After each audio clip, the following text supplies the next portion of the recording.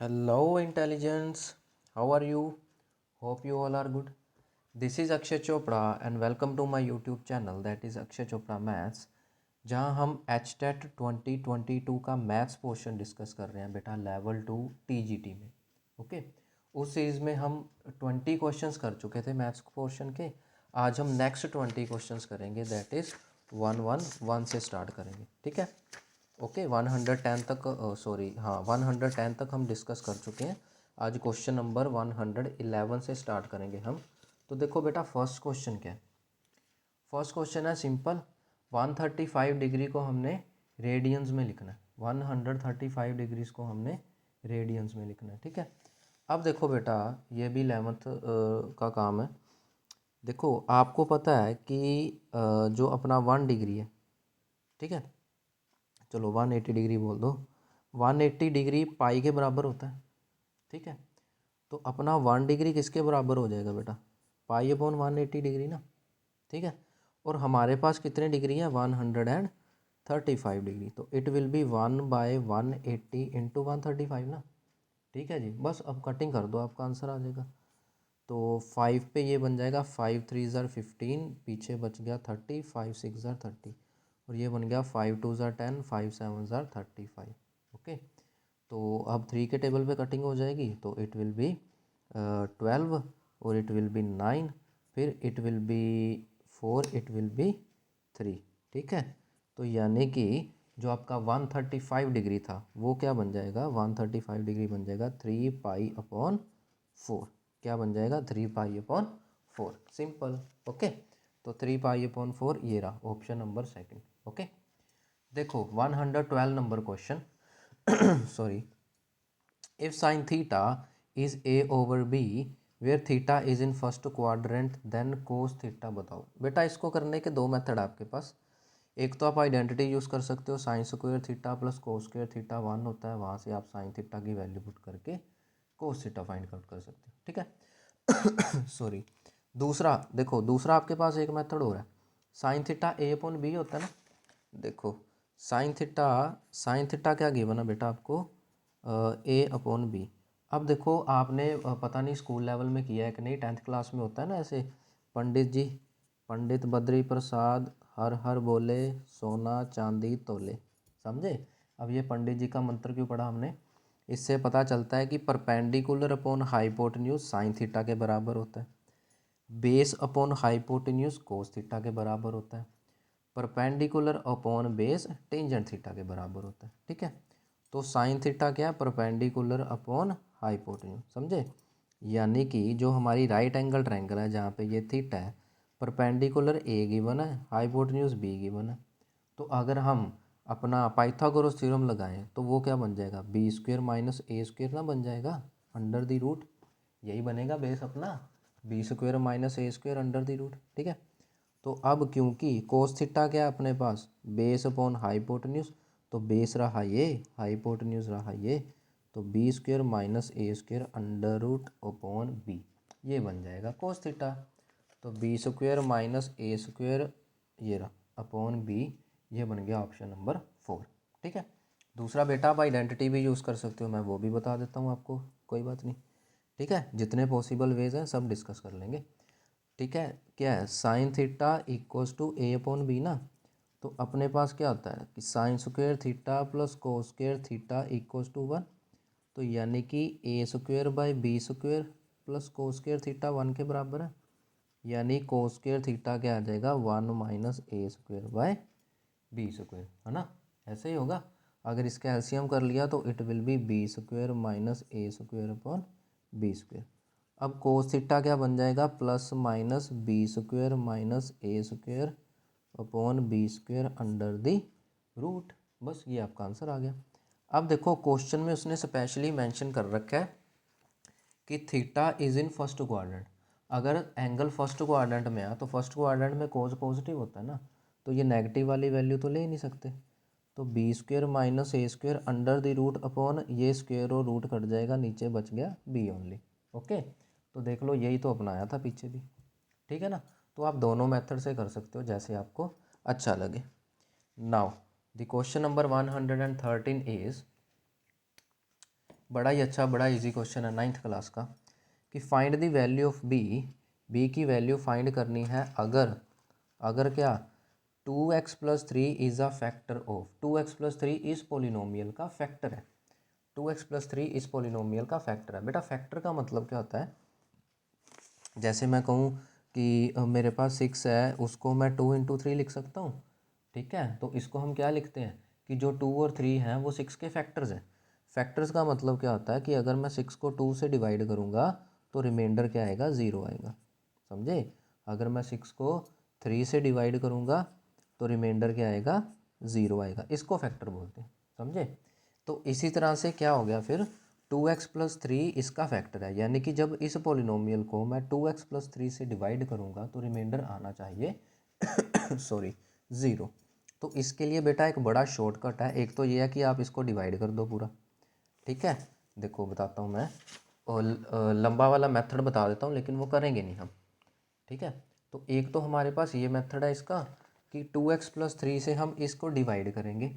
जैसे 2x+3 हो गया यहाँ पर, ठीक है, और यहाँ पर क्या आ गया अपना 2x³ + 9x² - x - b, है ना? ठीक है कि नहीं? एक तो ये तरीका हो गया अपना। अब हम क्या करेंगे, इससे डिवाइड करने बैठेंगे, रिमाइंडर कुछ ना कुछ नॉन ज़ीरो नंबर आएगा, उसको हम 0 पुट कर देंगे। क्यों? क्योंकि ये फैक्टर दे रखा है, उसमें से b निकल आएगा।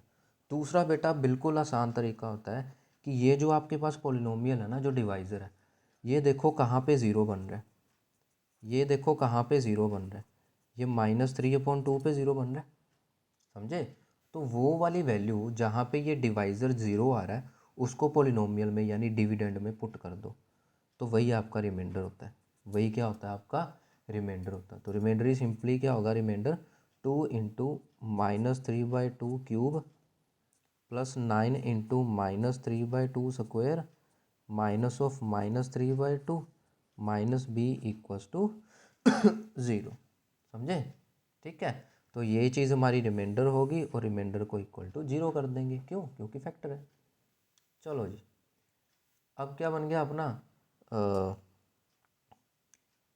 अब आ जाएगा, बस इसको सॉल्व कर दो। ये क्या बन जाएगा, 2 × -27/8 + 9 × 9/4 + 3/2 - b = 0। b को दूसरी तरफ ले जाओ, प्लस b आ जाएगा, तो हम इसको ऐसे लिख सकते हैं। ठीक है ना? बस अब इसको सोल्व करो, b आ गया आपका 4, ये बन गया -27/4 + 81/4 + 3/2 अपना b आ गया। बस कैलकुलेशन करो, आंसर आ गया।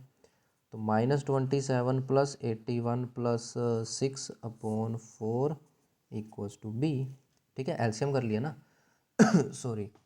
अब तो सोल्व कर लो, 81 और 6 87 हो गया, तो 87 में से 27 माइनस करेंगे तो 60 आ गया ये। ठीक है, तो ये बन गया 60/4 = b, तो 15 आंसर आ गया। b की वैल्यू क्या आ गई, 15। ठीक है, सिंपली b = 15। तो ये रहा ऑप्शन नंबर 2।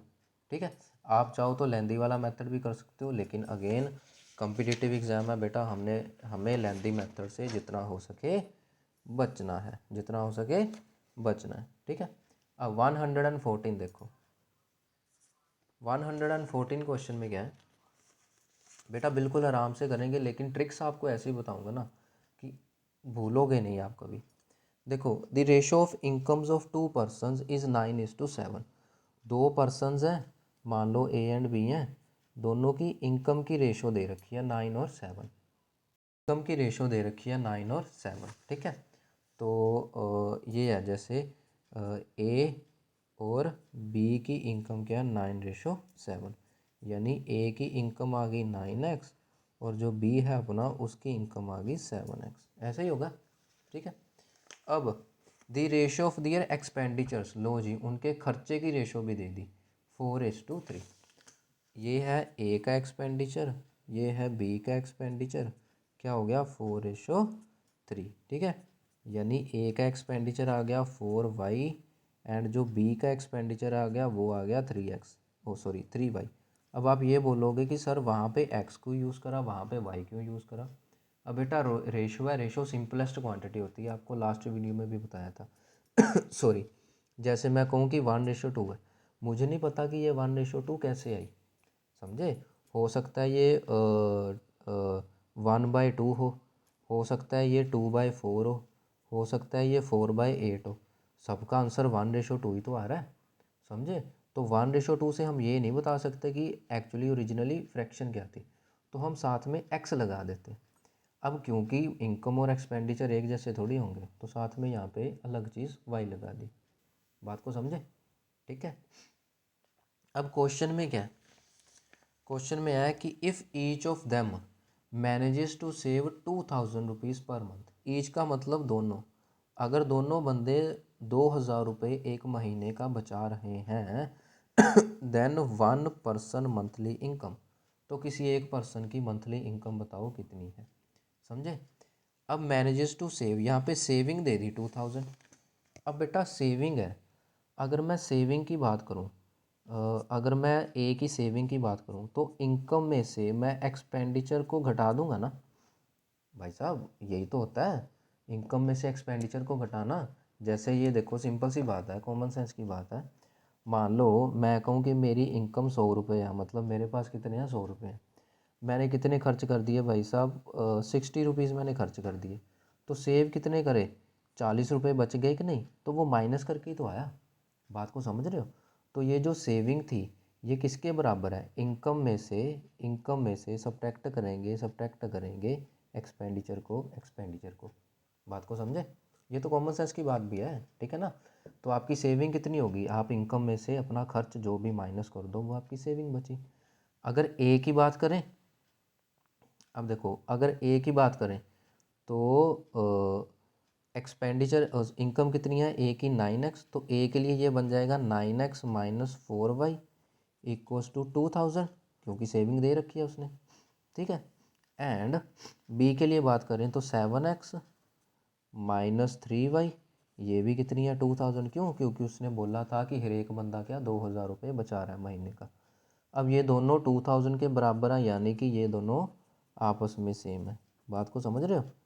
तो 9 - 7 हो गया 2x, तो इक्वल्स टू वाई। तो हमारे पास ये एक रिलेशन आ गया कि y जो है वो 2x के बराबर है, y जो है वो 2x के बराबर है, समझे। अब y की जगह 2x या तो यहाँ पे पुट कर दो, यहाँ पे पुट कर दो, ताकि आपको x की वैल्यू मिल जाए। बात को समझे, ठीक है। जैसे मैं यहाँ पे y को 2x पुट कर रहा हूँ, तो ये बन जाएगा 7x minus 3 × 2 = 6x equals to 2000, यानी यहाँ से मुझे x की वैल्यू मिल गई 2000। यहाँ से मुझे क्या मिल गया, x की वैल्यू 2000। अब देख लो क्वेश्चन क्या पूछा था उसने, वन पर्सन मंथली इनकम, बताओ कि किसी एक पर्सन की मंथली इनकम क्या होगी। अब बेटा मंथली इनकम जो है, इनकम हमने x में लेट करी थी ना, इसलिए मैंने x की वैल्यू फाइंड कर दी। ध्यान दो, इनकम x में थी ना, तो इसलिए मैंने x की वैल्यू फाइंड कर दी। तो इनकम है, ए की इनकम क्या आ जाएगी बेटा 9x, यानी कि 9 × 2000 मतलब 18,000 रुपीज़, समझे। दूसरे पर्सन की इनकम क्या थी, 7x थी, तो यानी कि 7 × 2000 मतलब 14,000 रुपीज़। अब उसने बोला है कि किसी एक की इनकम बताओ, तो बेटा देख लो, एक की इनकम 18,000 है, दूसरे की 14,000 है, तो इन दोनों में से जो ऑप्शन पड़ी होगी वो आप टिक कर दोगे। 18,000 ये रहा, 18,000 ही बढ़ा हुआ है, 14,000 है ही नहीं।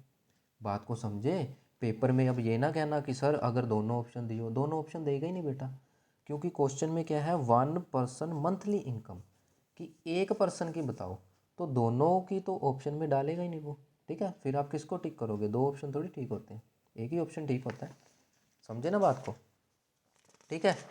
तो बहुत ईजी, बहुत आसान क्वेश्चन था। अब देखो 115 नंबर, 115 नंबर क्वेश्चन आज हम 130 तक करेंगे। 2 - 1/3, 2 - 3/5, 2 - 5/7 अप टू दिस थिंग। बेटा देखने में मुश्किल, जिसको क्या बोलते हैं हिंदी में, ऊंची दुकान फीके पकवान, है ना, ऐसे ही मुहावरा होता है ना कुछ। चलो अब इस दुकान को भी डेरी कर देते हैं। 2 - 1/3 है, देखना बड़ा ही अच्छा, बड़ा ही सुंदर सा पैटर्न फॉलो होगा इसमें, ठीक है। ये आपको CSIR नेट वगैरह में भी ऐसे क्वेश्चन देखने को मिल जाते हैं अक्सर। ठीक है, सीक्वेंस सीरीज़ वाले कॉन्सेप्ट में। देखो ध्यान से क्या करेंगे, सिंपली इसका एलसीएम कर लो बेटा। एलसीएम करोगे 3 2 ज़ार 6, 6 - 1 5/3, ये बन जाएगा 5 2 ज़ार 10, 10 - 3 7/5, ये बन जाएगा 7 2 ज़ार 14, 14 - 5 9/7, और ये क्या बन जाएगा जो भी आपका बन गया यहाँ पे 2 9 ज़ार 18, 19 और 19, ठीक है, माइनस कर देंगे 997/999, यही बन जाएगा एलसीएम लेके, ठीक है ना। चलिए अब देखो ध्यान से पैटर्न क्या फॉलो हो रहा है बेटा, पैटर्न देखना ध्यान से क्या फॉलो हो रहा है। ये कैंसिल नहीं हो रहे, ये कैंसिल हो गए, ये कैंसिल हो गए, इसी तरह से ये भी कैंसिल हो जाएगा। बात को समझे, ऊपर नीचे ऊपर नीचे ऊपर नीचे, ठीक है। ये ना कहना कि 9 से 999 काट दिया, ये नीचे वाला ही काटा है, मतलब ये ऊपर वाला ये नीचे वाला कट जाएगा, समझे। तो ऊपर क्या बचा, इनको माइनस कर दो, 8 - 7 1 एंड 9 - 9 0, और ये अपॉन 3, ठीक है। तो 1001/3 ये आपका आंसर आ गया, इसकी कटिंग नहीं हो रही, 1001/3 ऑप्शन नंबर सी आपका आंसर बन जाएगा, ठीक है। देखो 116 नंबर क्वेश्चन करते हैं बेटा, बड़े इजी बड़े अच्छे क्वेश्चन है, मैं आपको धीरे धीरे इसलिए करवा रहा हूँ ताकि समझ आ जाए। बाकी एग्ज़ाम हॉल में जब आपकी प्रैक्टिस होगी ना तो इतना टाइम नहीं लगेगा, ठीक है, इतने में तो आप पूरा मैथ्स का पोर्शन सोल्व करके आ जाओगे सॉरी। 116 बिल्कुल 10th क्लास का क्वेश्चन है, सिंपल। मीन दे रखा है डेटा का 18, हमें मिसिंग फ्रीक्वेंसी ये वाला ए फाइंड करना है, हमें मिसिंग फ्रीक्वेंसी ए फाइंड करना जहाँ पे मीन 18 गिवन है, ठीक है। तो एक्स आई एफ आई वाला फॉर्मूला लगा दो, बस बात खत्म। तो एक्स आपका क्या है और एफ क्या है, और यहाँ पे एक्स मल्टीप्लाई एफ, समझे। मैं यहाँ पे स्टेटमेंट कर देता हूँ, 12 14 16 18 20 22 और 24, ठीक है। पहले मैं स्टेटमेंट लिख लूँ, फिर ये 7 आ गया, 6 आ गया, 9 आ गया, 13 ए, इसके साथ ये एरो लगा दो, ये 22 के साथ क्या है 5, और 24 के साथ क्या है 4, ठीक है। अब हम क्या करेंगे, इनको मल्टीप्लाई, ठीक है जी। तो 12 × 7 कितना हो गया 84, 14 6 ज़ार 86, ठीक है, ये 84 बन जाएगा। तो ये बन जाएगा 144, ये कितना बन जाएगा 18 3 ज़ार 54, 5 18 5 23, ये बन जाएगा 20 है, इसको साइड में कर दो, ये बन जाएगा 110, ये बन जाएगा 96, इनको कर दो प्लस, 4 4 8 4 12 4 16 और 6 22, 2 2 8 10 8 18 4 22, 22 और 10 32 33 34 35 3, तो 3 और 2 5 और 1 6 और 1 7, ठीक है। तो ये बन गया आपका, ठीक है। अब मीन का फॉर्मूला क्या आता है, मीन का फॉर्मूला आता है बेटा ये टोटल अपॉन ये फ्रीक्वेंसी का प्लस, तो 7 6 13, 13 और 13 26, 26 और 10 36, 36 37 38 39 और 5 44, ठीक है। तो बस ये आ गया आपका, मेन दे रखा है 18, तो ये 44 और 18 हो जाएंगे मल्टीप्लाई, और 752 प्लस 20 ये आ जाएगा, ठीक है। अब बस ये आ गया आपका, इनको मल्टीप्लाई कर दो, 44 और 18 को मल्टीप्लाई कर दो, 5 4 4 9 7, ठीक है। तो ये बन गया 792, उसमें से 752 हो जाएगा माइनस, तो 20 तो ये बन गया 0, तो ये बन गया 9 - 5 4 20 लो जी, ए की वैल्यू 2 आ गई, ए की वैल्यू 2 आ गई। तो ए की वैल्यू 2, लो 2 तो यहाँ पे है ही नहीं, यानी कि कैलकुलेशन मिस्टेक हो गई। देख लेते हैं फिर से, ठीक है ना। तो पता चल गया ना कैसे करना है, मेथड आपका यही है, सिंपली 10th वाला, ठीक है। अब देखो ये 116 तक थे थोड़े सोल्व करने वाले, आगे देखना मिनटों में आएंगे क्वेश्चन। तो ये 12 7 14 6 16 9 18 13 20 22 और 5 24 और 4, ये तो ठीक है। तो ये आ गया 84, ये भी 84, ये 144, ये आ गया 5, ठीक है 20 तो 11 96, 4 8 12 16 22, 2 8 10 18, 4 22, 23 24 25 26 36 35, 3 3 ਤੇ 1 4, 2 6 1 7 752। तो ये आ गया 4 5 9। ओहो ठीक है ठीक है ठीक है, यहाँ पे गलती हो गई बेटा, ये प्लस करने में गलती, यहाँ पे ए था ना, मैंने इसको 9 समझ लिया, यहाँ पे गलती कर दी। 4 और 5 9, 9 और 9 18, ठीक है। 18 और 10 28, 28 और ये 10 38, 38 और 6 44, 44 तो लिख लिया, साथ में ए तो लिखा ही नहीं, ठीक है। तो ये साथ में 18 ए भी आ जाएगा, ठीक है।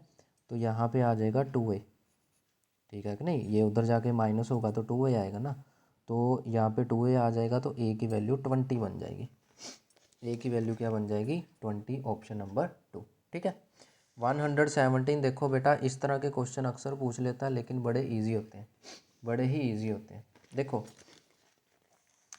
इन triangle A B C thrice of angle A is 4 times angle B is 6 time angle C, ये सारे आपस में सेम है। जब भी ऐसा क्वेश्चन आ जाए ना, तो thrice of angle A, 4 time angle B और 6 टाइम एंगल सी, ये सारे इक्वल हैं, इसको मान लो एक्स। तो हमें ए की वैल्यू बतानी है बेटा।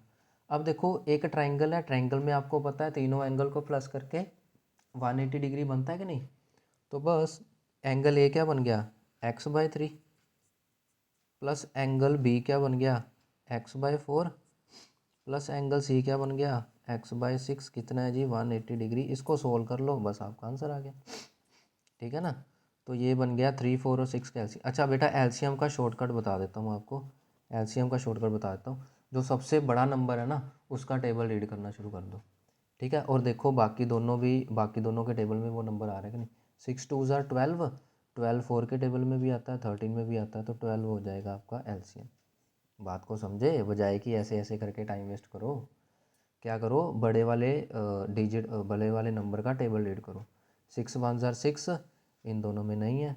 6 2 ज़ार 12, 12 इसमें भी है इसमें भी है, तो 12 आ जाएगा आपका एलसीएम, सिंपल, ठीक है। तो ये बन जाएगा 4x, ये बन जाएगा 3x और ये बन जाएगा 2x। 4 3 7 और 2, तो 9x/12 कितना आ गया 180, तो x आ गया 180 इंटू 12/9, ठीक है। तो 9 2 ज़ार 18, तो ये बन गया 240, ठीक है। तो यानी कि 3 टाइम्स एंगल ए फाइंड करना था ना, वो x था 240, तो एंगल ए क्या आ गया 240/3, कितना आ गया 80 डिग्री, सिंपल, ठीक है। तो 80 डिग्री कहाँ पे है, ये रहा ऑप्शन नंबर 2, 80 डिग्री आपका आंसर बन जाएगा, समझे। 118 देखो बेटा, ऐसी ट्रिक बताऊंगा ना 118 की, मैं कहता हूँ ऐसा क्वेश्चन आ गया, पेन उठा लिया ना तो खुद ही अपने मुंह पे मुक्का मार देना एक। लो ये क्या क्वेश्चन है बेटा, देखो ध्यान से। 118 में express 0.23535 dash in the form p/q, आपको पता है ये रैशनल नंबर है, क्यों, क्योंकि 3535 रिपीट हो रहा है, ठीक है, रेकरिंग आ गया ना। अब देखो ये क्वेश्चन क्या है, ये आ गया 0.23535 डॉट डॉट डॉट डॉट, ठीक है। ध्यान से देखना बेटा, इसको पहले तो ये लिख लो कि ऐसे करके लिख लो, जो रिपीट कर रहा है, ठीक है, दोबारा लिख देता हूँ, इसको ऐसे लिख दो 0.235 बार, समझे। जो रिपीट कर रहा है पहले तो उसके ऊपर बार लगा दो, ठीक है जी। अब देखना ध्यान से क्या कर रहा हूँ मैं, सिंपल सी ट्रिक है, डिवाइड कर दो। देखो क्या करना है हमने, पहले तो पूरा नंबर लिख देना 0235, पूरा नंबर लिख दो, ठीक है। उसमें से माइनस क्या कर दो बेटा, माइनस ये वाले डिजिट करो जो रिपीट नहीं कर रहे, 02, इसको कर दिया माइनस। नीचे क्या करना है बेटा, जिनके ऊपर बार है, मतलब जितने डिजिट्स के ऊपर बार है उतनी बार 9 लिख दो, 2 डिजिट्स के ऊपर बार है 2 बार 9 लिख दिया, और जिसके ऊपर बार नहीं है उतनी जीरोस। बात को समझे, जितने के ऊपर बार है उतने 9 और जितने पे बार नहीं है उतनी जीरोस। अब इन दोनों को माइनस कर दो, 235 में से 2 माइनस करे तो 233/990 आपका आंसर। तो 233/990 ऑप्शन नंबर ए आपका आंसर। बात को समझ गए, ठीक है। ये ट्रिक बड़ी काम आने वाली है पेपर में, और पूछेंगे भी बड़ा इसमें से, ठीक है। देखो 119 number question, the radius of a circle is 13 centimetre and a code distance from the centre is 12 centimetre. तो कोड की लेंथ बतानी है। देखो बेटा ध्यान से क्या है, the radius of a circle is 13 centimetre, कि हमारे पास एक सर्कल है। बेटा डायग्राम पे मत जाना, मेरी ड्राइंग बड़ी अच्छी है। लो हमारे पास ये एक सर्कल है जिसका रेडियस दे रखा है जी 12 सेंटीमीटर, ठीक है। और यहाँ पे ये एक कोड है जिसका सेंटर से डिस्टेंस दे रखा है बेटा, सेंटर से डिस्टेंस दे रखा है 12 सेंटीमीटर। ये बेटा रेडियस जो है वो 13 है, ठीक है ना। हमें क्या बताना है बेटा, हमें क्या बताना है, हमें इस पूरी कोड की लेंथ बतानी है ए से लेके बी तक। ये मान लो ओ है। अब बेटा तुमने 9th क्लास में थ्योरम पढ़ी होगी कि जब भी सेंटर में से परपेंडिकुलर गिराया जाता है कोड के ऊपर, तो वो कोड को दो इक्वल हिस्सों में डिवाइड करता है, ठीक है। यानी कि हम क्या करेंगे यहाँ पे सिर्फ इतनी वैल्यू निकाल लेंगे, तो पूरा ए बी क्या हो जाएगा, इसका डबल हो जाएगा, ठीक है। 9th क्लास का क्वेश्चन है, ठीक है। हम क्या करेंगे, सिर्फ इतनी वैल्यू निकाल लेंगे और पूरी की वैल्यू क्या हो जाएगी, इसका डबल, क्योंकि ये क्या है एग्जैक्टली ए पी क्या है एग्जैक्टली ए बी का हाफ है। अब ये कैसे निकलेगी, पाइथागोरस जिंदाबाद, ठीक है जी। तो हाइपोटेन्यूज का स्क्वायर इक्वल्स टू बेस का स्क्वायर प्लस परपेंडिकुलर का स्क्वायर। तो 169 minus 144 is equals to a p square. तो ये आई थिंक 25 बन जाएगा ए पी स्क्वायर। तो ए पी की वैल्यू क्या आ गई बेटा 5, ए पी की वैल्यू 5 आ गई, तो पूरा ए बी कितना आ जाएगा फिर 10। बस इतनी सी बात थी, ठीक है। तो ए बी की वैल्यू आ गई 10 सेंटीमीटर, ओके। चलो अब 20th क्वेश्चन देखते हैं। हाँ बेटा, इस पे जिसने पेन उठा लिया ना, सच्ची बता रहा हूँ, मैं कह रहा हूँ इसमें जिसने पेन उठा लिया ना, बस उसका सर गया फिर तो। देख लो the solution of following system. बेटा जब भी ऐसा क्वेश्चन आए ना जिसके राइट साइड में जीरो हो, ध्यान देना मेरी बात पे, एक एक वर्ड पे ध्यान देना। जब भी ऐसा क्वेश्चन हो जिसके राइट पे जीरो हो और ये ए बी सी डी क्या कोफिशेंट है, एक दूसरे के मल्टीपल ना हो, जैसे √7 और √3 मल्टीपल नहीं है, 11 और 5 मल्टीपल नहीं है, तो बेटा जो आपका आंसर बनता है ना, सॉल्व करने का ही नहीं, हमेशा ओरिजिन बनता है। जो आपका सोल्यूशन बनता है हमेशा ओरिजिन बनता है, सॉल्व करने का नहीं। यहाँ पे जो सॉल्व करने बैठ गया रूट वगैरह को, उसका तो पेपर हो गया समझो, ठीक है। तो जब भी ऐसे क्वेश्चन आ जाए, इस टाइप का आ जाए A X plus B Y equal to 0 और यहाँ पे C X plus D Y equal to 0, ठीक है, जहाँ पे ए बी सी डी एक दूसरे के टेबल पे नहीं आते हों, तो उसका आंसर हमेशा ओरिजिन होता है, बात ख़त्म। सोल्व ही नहीं करना इसको भाई साहब, सोल्व ही नहीं करना, बात ख़त्म, आंसर इज़ ओरिजिन, ठीक है। तो अब आ गया 121 नंबर क्वेश्चन। 121 में क्या बेटा,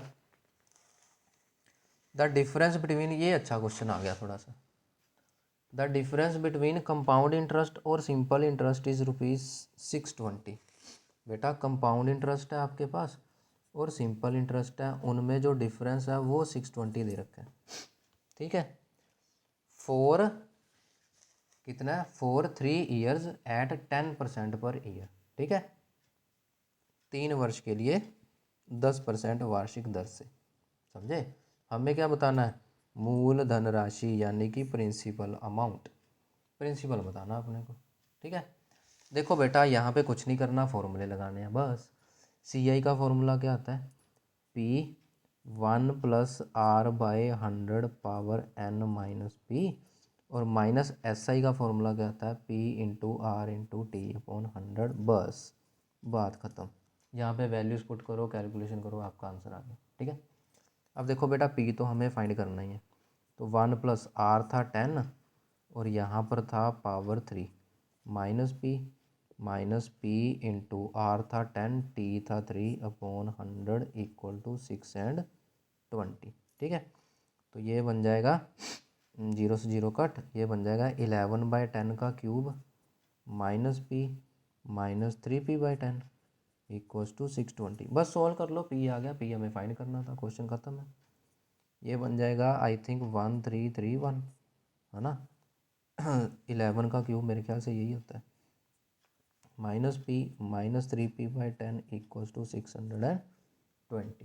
तो बस सोल्व कर लो, ये बन जाएगा 1331p minus 1000p minus 300p upon 1000 equals to 620। ठीक है, तो ये बन गया 1300 बन गया। तो इसमें से 1300 माइनस हो जाएंगे तो क्या बचेगा 31 ओनली। तो 31p अपॉन 1000 क्या बन गया 620, बस p आ गया इधर से। तो 620 इंटू 1000 अपॉन 31, 31 टू ज़ार 62 होता है। तो p कितना आ गया 2000 नहीं 20,000। तो p कितना आ गया अपना 20,000 रुपये। ये रहा 20,000 रुपये, ऑप्शन नंबर 4। ठीक है, नाउ 122 नंबर क्वेश्चन देखो बेटा, बड़ा ही अच्छा क्वेश्चन है, बड़ा ही अच्छा क्वेश्चन है, मतलब बड़ा ही अच्छा क्वेश्चन है। ठीक है, मेथड इसके लिए शॉर्टकट नहीं है अपने पास, हीरोन्स फार्मूला लगेगा। लेकिन हाँ, क्वेश्चन की जो डायमेंशंस है ना वो बड़ी इजी दे रखी हैं, जिससे क्वेश्चन जल्दी हो जाएगा। The sides of a triangle are 3 4 5। Area बताना है कितना है। साइड्स दे रखी हैं तो बेटा एरिया बताना है। ठीक है, तो ए क्या है 3 सेंटीमीटर, बी है 4 सेंटीमीटर, सी है 5 सेंटीमीटर। तो सेमी पेरीमीटर क्या होता है, सारी साइड्स का प्लस डिवाइड बाय 2 ना। तो 3 4 7 और 5 12/2 6 सेंटीमीटर आ गया। तो बस एरिया क्या होता है S, S minus A, S minus B, S minus C, बात ख़त्म। ये था 6, यहाँ पे क्या बन गया 6 माइनस 3 मतलब कि 3, और ये बन गया 6 माइनस 4 यानी कि 2, 6 माइनस 5 यानी कि 1। ठीक है, तो 2, तो ये क्या बन गया 6 इंटू 6 यानी कि 6 सेंटीमीटर स्क्वेयर आपका सिंपली आंसर। ठीक है, तो 6 सेंटीमीटर स्क्वेयर आपका आंसर आ जाएगा, ऑप्शन नंबर 1। देखो 123, बड़ा ही अच्छा क्वेश्चन है बेटा, बड़ा ही अच्छा क्वेश्चन है बिल्कुल ईजी लेकिन बड़ा अच्छा है। The length of diagonal of a square is a centimetre. Square का डायगनल है बेटा वो ए सेंटीमीटर बड़ा है। Then the area of the square, तो स्क्वायर का एरिया बताओ। क्वेश्चन समझ गए, हमारे पास क्वेश्चन क्या है, हमारे पास क्वेश्चन ये है कि हमारे पास एक स्क्वायर है। ठीक है, हमारे पास क्या है एक स्क्वायर है जिसका बेटा डायगनल दे रखा है ए, हमें इसका एरिया बताना बस। अब एरिया क्या होता है बेटा साइड इंटू साइड। तो इस डायगनल की हेल्प से सबसे पहले हम साइड निकाल लेंगे, मान लो एक्स है। ठीक है, वो साइड कैसे पाइथागोरस से निकल जाएगी। तो पाइथागोरस क्या कहता है हाइपोटेन्यूज का स्क्वायर इक्वल्स टू बेस का स्क्वायर प्लस परपेंडिकुलर का स्क्वायर। ठीक है, बिल्कुल इजी है ना। तो यहाँ से x कितना आ गया बेटा a/√2। ठीक है, अब एरिया क्या आता है साइड इंटू साइड। तो a/√2 और a/√2 यानी कि a²/2, सिंपल बात ख़त्म। a²/2 देख लो, ऑप्शन नंबर 3 आ गई। बात को समझ गए ना बेटा, हमें क्या करना था इसका एरिया फाइंड करना था बेटा। एरिया के लिए तो हमारे पास साइड होनी चाहिए ना, एरिया के लिए तो साइड होनी चाहिए ना। तो पाइथागोरस थ्योरम से साइड फाइंड कर ले, साइड इंटू साइड आंसर आ गया, बात खत्म। ठीक है, बिल्कुल इजी बिल्कुल सिंपल। अब देखो 124 नंबर क्वेश्चन। ले, ये कोई क्वेश्चन है बताओ, ये कोई क्वेश्चन है भला, लेकिन इसको मुश्किल कैसे बना सकता है वो।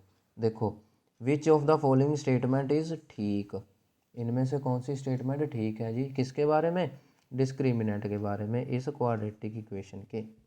देखो बेटा two distinct real roots if b² - 4ac positive, ये तो ठीक है कि b² - 4ac पॉजिटिव यानी डिस्क्रिमिनेंट पॉजिटिव आए तो दो डिस्टिंक्ट रियल रूट्स होते हैं, दो इक्वल रूट्स होते हैं अगर ये ज़ीरो है, ये भी ठीक बात है भाई, दो ऑप्शन कैसे ठीक होगी। चलो आगे देखते हैं। कोई रियल रूट नहीं मिलेगा जब डिस्क्रिमिनेंट नेगेटिव होगा, अरे भाई साहब ये भी ठीक है। तो ऑल ऑफ अबव, हाँ ये हुई ना बात, ऊपर वाली सारी स्टेटमेंट ठीक है। अब देखो वो इसमें उलझाता कैसे है।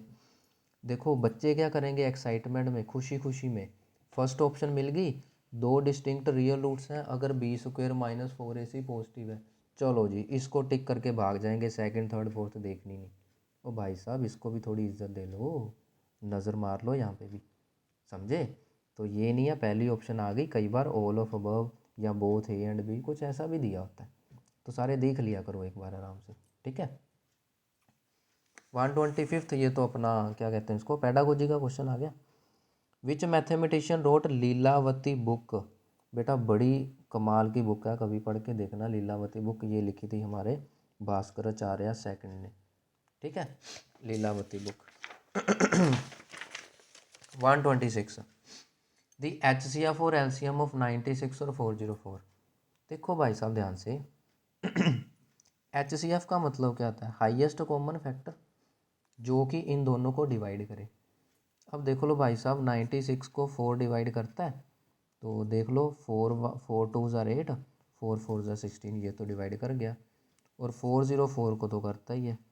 तो भाई साहब ऑप्शन नंबर सेकंड बन गई, क्योंकि बाकियों में तो HCF 2 2 दे रखा है, LCM देखने की जरूरत ही नहीं पड़ी।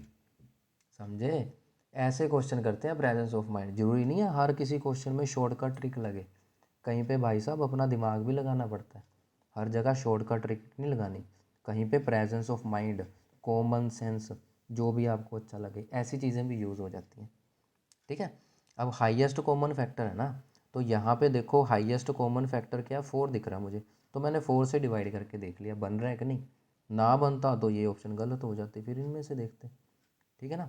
तो 4 है, 4 तो बन गया भाई साहब। अब 4 एक ही ऑप्शन में पड़ा हुआ है, तो यही ऑप्शन ठीक होगी, LCM देखना ही नहीं है।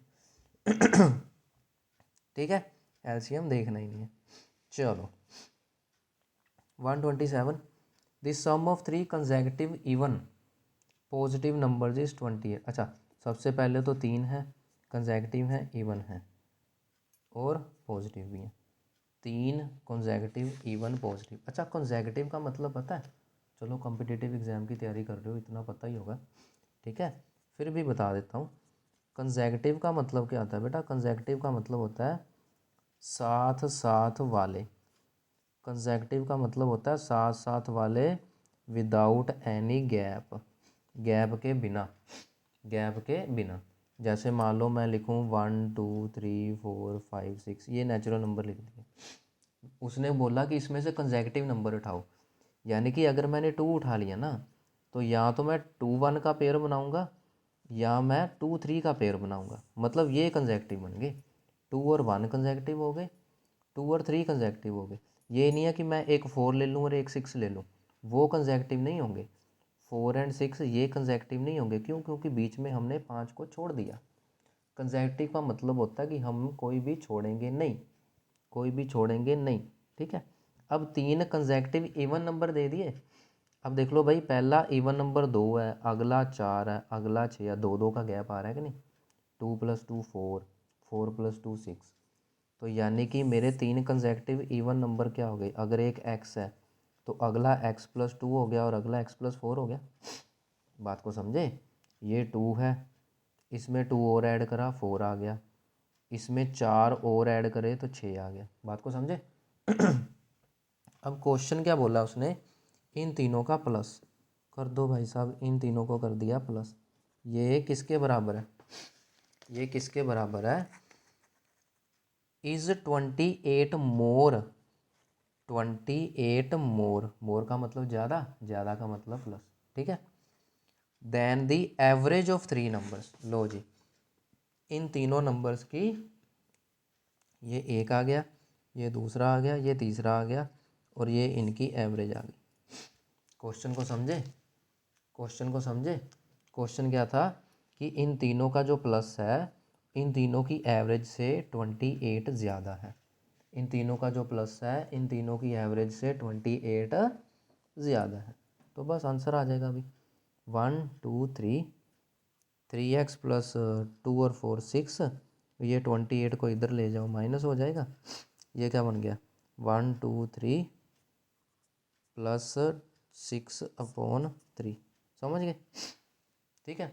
बस अब इसको सोल्व कर दो, x की वैल्यू आ गई, ये बन जाएगा 3x - 22, यहाँ से 3 कॉमन आ जाएगा तो x+2 बचा, ये इधर गया तो 2x, ये इधर गया तो 24, यानी x की वैल्यू आ गई 12। x की वैल्यू क्या आ गई 12, ठीक है। अब देख लो क्वेश्चन में क्या पूछा उसने, क्वेश्चन में उसने पूछा है देन दी स्मॉलेस्ट नंबर, सबसे छोटा नंबर। अब बेटा सबसे छोटा नंबर x ही तो था, ठीक है, एक नंबर आ गया 12, एक आ गया 14, एक आ गया 16, समझे। तो सबसे छोटा 12 आंसर आ गया अपना, ये रहा। सबसे बड़ा पूछ लेता तो 16 आंसर आ जाता, बीच वाला पूछ लेता 14 आ जाता। ठीक है, चलिए 128। ले, ये कोई क्वेश्चन है?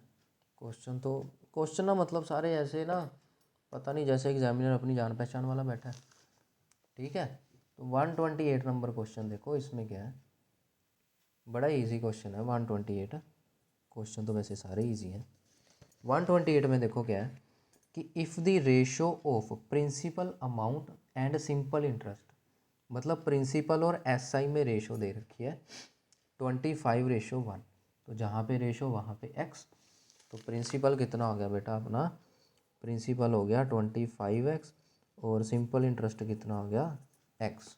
ठीक है, तो हमें फाइंड क्या करना है इसमें, रेट ऑफ इंटरेस्ट। तो एसआई का फॉर्मूला लगा दो बेटा, PRT/100। तो x is equal to 20x into R कितना था, आर तो फाइंड करना है, टाइम कितना था 1 ईयर अपॉन 100। तो बस x into 100 upon 25x equals to R आ गया। तो 25 चौके 100, आर की वैल्यू आ गई 4%। आर कितना आ गया जी 4%, ये रहा ऑप्शन नंबर 1। ठीक है, अब 129, ये फिर से पैडागोजी आ गई। Out of the following which is not the principle of programme instruction का प्रिंसिपल कौन नहीं है, that is the principle of abstractions. Okay, now the last question of this video, question number 130 is, ये तो मुझे NCERT का ही लग रहा पूरा। The ratio of surface area of 2 spheres is 4:9। 2 sphere हैं, दोनों के एरिया का एरिया का रेशो दे रखा है, then the ratio of their volume find करना है। ठीक है भाई साहब, इसमें क्या है, ठीक है, देखो 129 है, दोनों के सरफेस एरिया का रेशो दे रखा है। देखो सरफेस एरिया स्फीयर ए और स्फीयर बी, समझे, तो ये बन जाएगा 4πr_a²। बेटा सरफेस एरिया यही होता है 4πr_b²। लो जी, ये कट गए, कितना दे रखा है ये 4/9। अब देखो इसको मैं ऐसे लिख सकता हूँ, RA/RB का स्क्वायर इक्वल्स टू 2/3 का स्क्वायर। 4/9 को ये तो लिख सकते हैं ना। तो ये जो रेशो है बेटा RA/RB, ये कितनी आ गई 2/3। अब इसका क्या फ़ायदा होगा, इसका भाई साहब वॉल्यूम में फ़ायदा होगा, क्योंकि हमें वॉल्यूम फाइंड करना है। अब volume of A sphere upon volume of B sphere, volume का फॉर्मूला आता है 4/3πr³, 4/3πr³। ठीक है, तो इसको अब मैं ऐसे लिख सकता हूँ, RA/RB पूरे का क्यूब। तो यहाँ पे बात बन गई ना, RA/RB क्या था 2/3, यानी हमने क्या करना है अब 2/3 का क्यूब। क्या करना है 2/3 का क्यूब, तो 2 का क्यूब आ गया 8, 3 का क्यूब आ गया 27। तो यही रेशो आ गई अपनी 8:27, ऑप्शन नंबर 3। ठीक है स्टूडेंट्स, तो ये थे आज के 20 क्वेश्चंस। अब बचे नेक्स्ट 20 क्वेश्चन 131 से लेके 150 तक, वो हम नेक्स्ट वीडियो में करेंगे।